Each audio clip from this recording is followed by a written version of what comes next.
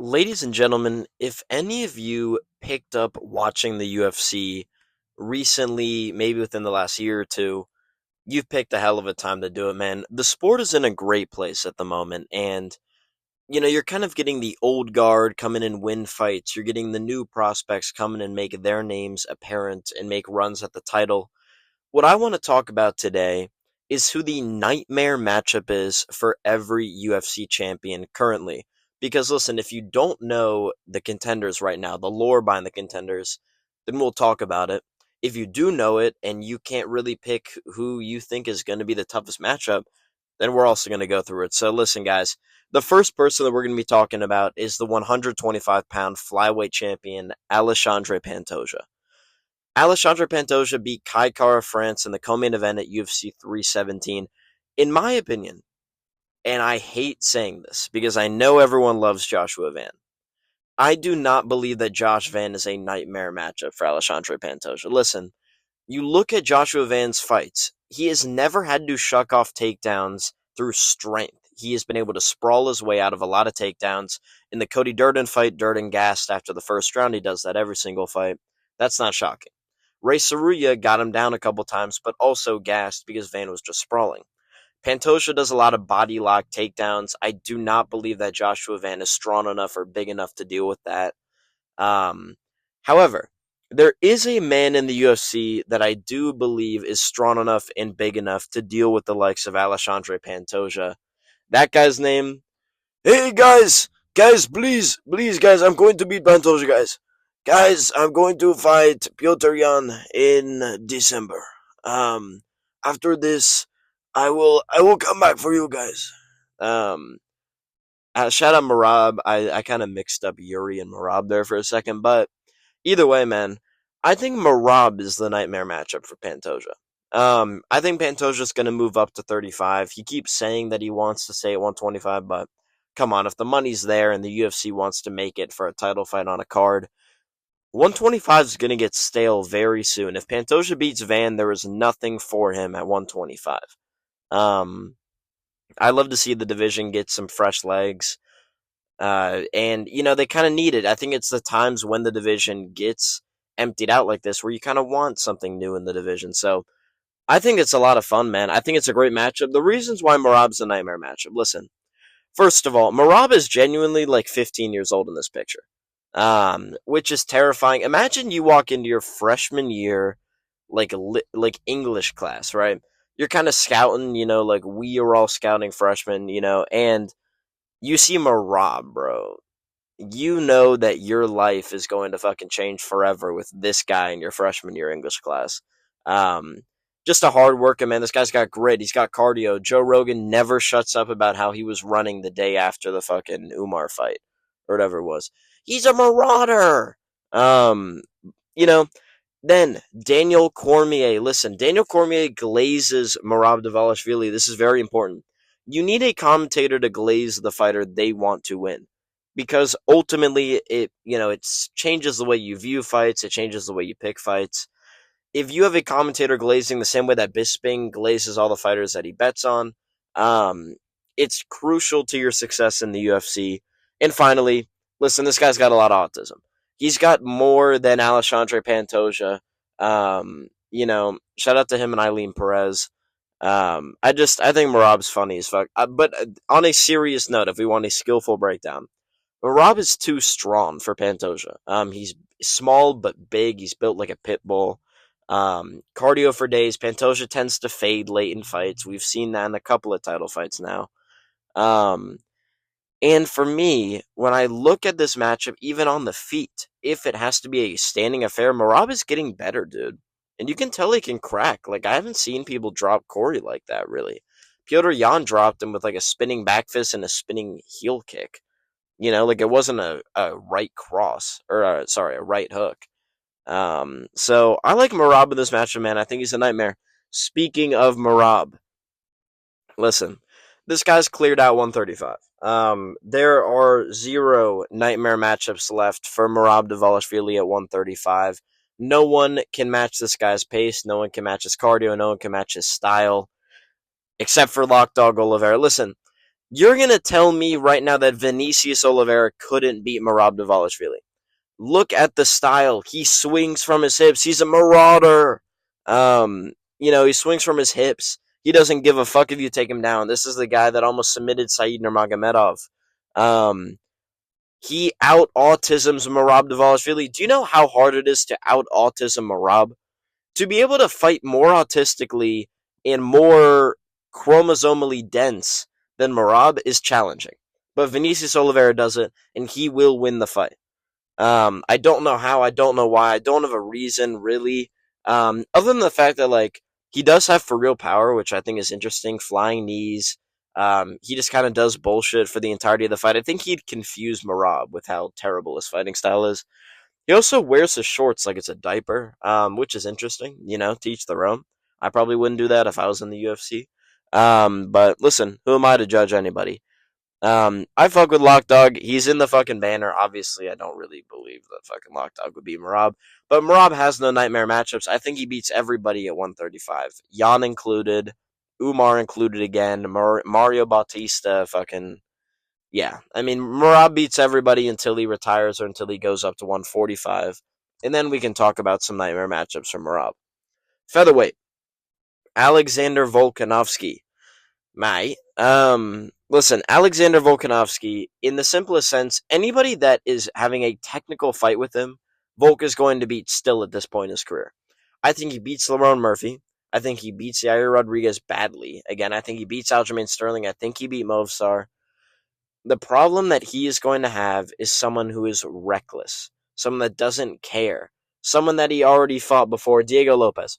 Listen, Diego Lopes is the nightmare matchup for Volk at this point. Volk took the damage from the Lopes fight already. It's not like he got out there scot-free, like no marks on his face. Like he got dropped, he got hurt in his eye. That's why he's been out for a while too, just kind of healing up. I think Diego Lopes showed levels in the Gene Silva fight. He showed that he improved. Was he getting hit over and over again? Sure. Was he losing the second round before he got the spinning elbow? Yes.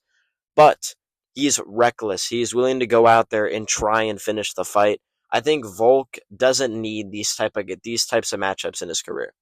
I think the guys who are just looking to kind of outpoint him and be the cleaner, crisper striker, Volk is going to be better than them. But Lopes gets angry. He goes forward. He tries to get you. I think the experience in the first Volk fight will help him. I think Lopes is the only guy at featherweight that beats Volkanovski in the top 10 right now. Sue me if I'm wrong. And for all the reasons I just said, right? Like look what he did to Gene Silva, dude. Like I legitimately was looking at that fight and I was like, dude, there's no way Gene Silva doesn't win. Like he is so much better than Diego Lopes. Look what Volk did to Diego. Volk rocked Diego in moments, you know. But fucking Diego Lopes showed levels, man. I think he'd be hungrier than ever. I just think he's a bad matchup. So I pray that fight gets made. I hope it gets made. Shout out Diego Lopes.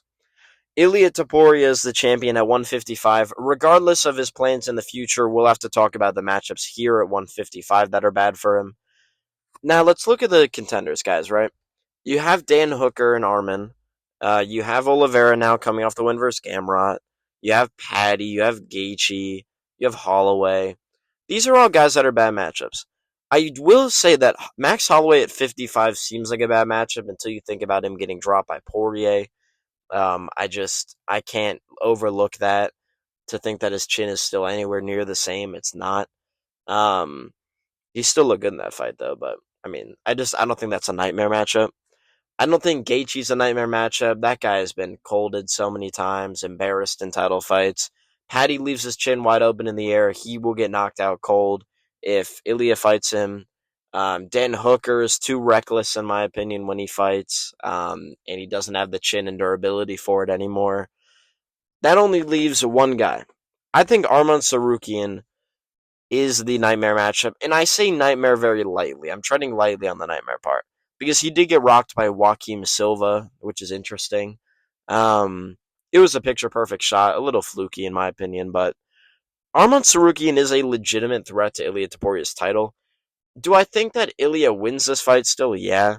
But in terms of the matchup, I will say that, Ilia is kind of at the point where we're looking for anyone to take him down, for anyone to try and wrestle him, because no one's doing it, right? Like Bryce Mitchell took him down and controlled him for the first round, right? We haven't seen anyone really try and get close and shoot. It's not like Ilia Topuria has shown he has crazy like counter knees or elbows. He hasn't really shown that. So why not try and get this guy to the ground? I feel like it's an Alex Pereira argument too, but I don't know, man. I think Arman's a legitimate threat. He's been eating big croissants, drinking the big coffee, eating the big fruit. Fascinating individual. He's been eating caviar that his dad fucking bought him. Um, but he does have fight-ending power, which I like. The grappling is legit. His win over Charles is very legit, considering the point in his career that Charles was at. He was still in his prime. Um, and it's aging pretty well also. So I think Arman's very legit as a threat. I thought he won the Gamrot fight. Uh, in terms of him beating Ilya, I don't know. But this is the closest we'll get to a nightmare matchup at 55. I guess you could say Islam at 70. Speaking of 170 pounds, Jack Della Maddalena is the champion there. Who is the nightmare matchup for JDM? Pretty obvious. Islam Makhachev. This fight's gonna happen. I'm so excited for this in November, man. I think Islam wins this fight. I know a lot of people are riding the Jack. Jesus, hold on. Reset that one. I know a lot of people are riding the JDM bandwagon. They're riding the train. I think Islam wins, man. And for the simple reasons that you look at the Poirier fight, right? Like a good, crisp boxer, even if a little slower and out of his prime. And yes, Poirier had moments, but all the moments we got hyped about was just when he would escape takedowns. It wasn't like he was doing crazy damage and, oh my god, Islam's almost out of there. It was just that he was surviving and doing okay. He did cut up Islam, which is pretty interesting. Um, but I think that it showed, like in the fifth round, if Islam had gone to a decision and won on the cards, I don't think anyone would have been mad. They would have been like, damn, he really took Poirier to a decision. But to grit it out and get a Darce in the fifth round on Poirier is very legit to me. I think it serves as a good example of what he's going to try to do with JDM. Establish the grappling early. He can stand with anyone. I think JDM still was getting touched up in moments versus Bilal. Um, so we'll have to see what happens, man. I'm really excited for this fight. I think Islam wins, probably by decision. I think he's the nightmare matchup for JDM in terms of someone who can stand there and take him down. I don't know if there's anyone else at 170 that really poses that kind of threat. Maybe Kamaru Usman. Khamzat Chimaev, listen, at 185 right now, do I really believe that anybody in the rankings can beat Khamzat? No. Unless Khamzat stands there and tries to strike with them for 5 rounds, there is nobody on the planet at 185 pounds who can beat Khamzat. It would have to be a fluke KO. It would kind of be the Sean O'Malley Merab thing where you're like, okay, this guy's power, he's kind of our only chance. Where maybe you could throw, like, I'm trying to think of a dude who has, like, serious power at 85. I don't know, like fucking RoboCop in there. Just see if RoboCop can land a massive left hook or something. But otherwise, or maybe MVP, but Hamza would get to MVP eventually. I don't think there's any matchup for Hamza at 185. I don't think there is a single nightmare matchup for Hamza at 185. Why am I saying 185 specifically? Because there is a man that is a nightmare for Hamza currently in his life, and that is Ramzan Kadyrov. That is the leader of the Chechnyan, is it Republic? I'm not completely sure. Listen, this guy Hamza touched down in Chechnya, and he gave the belt to the leader. The leader was walking around with it like he won the title. Hamza trains with a massive picture of the leader of Chechnya, and it actually is bigger than the display case for the belt that he won. Kind of crazy, but at the end of the day, what can you do? This guy is a nightmare. He's a thorn in Hamzat's side. Please don't kill me. Don't throw me off a roof.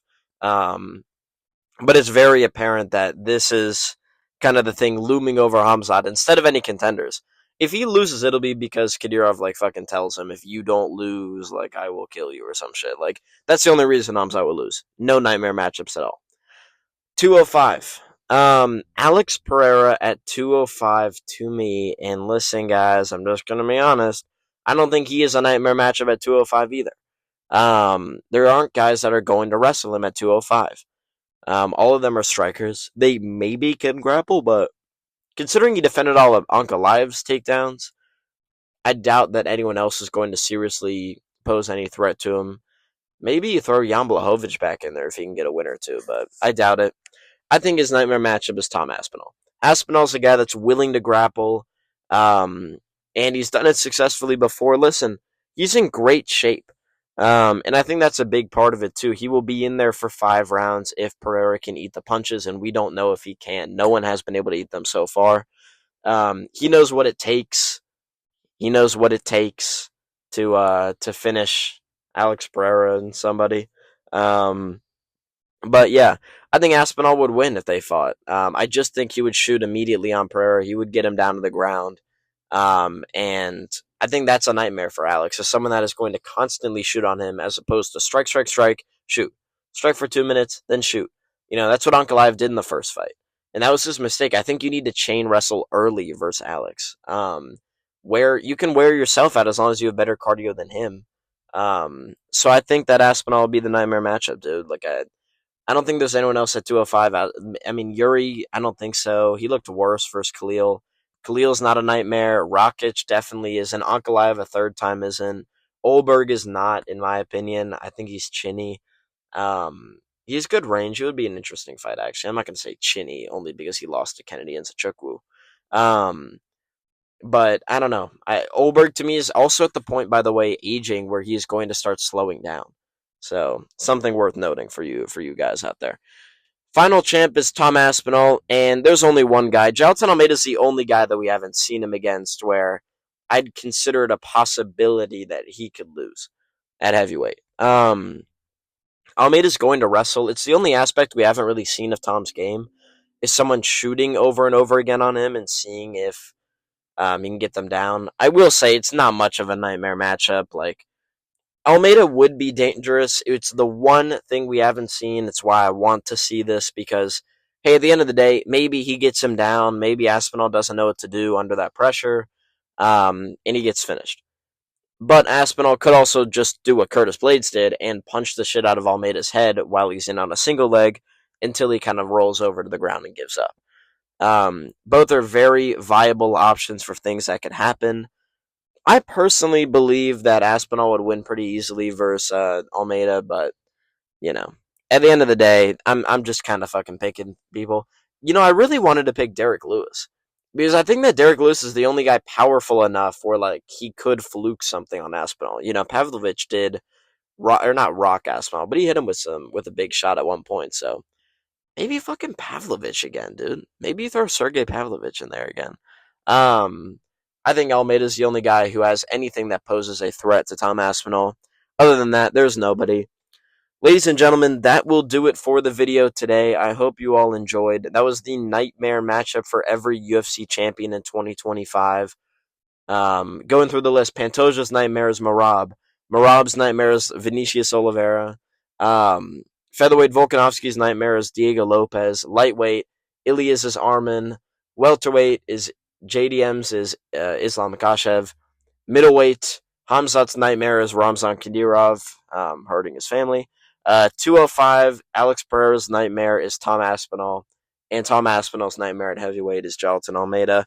I hope you all enjoyed the video, man. Listen, it was fun putting this together. Tomorrow we've got the early main card predictions for UFC Vancouver. It should be a pretty fun card.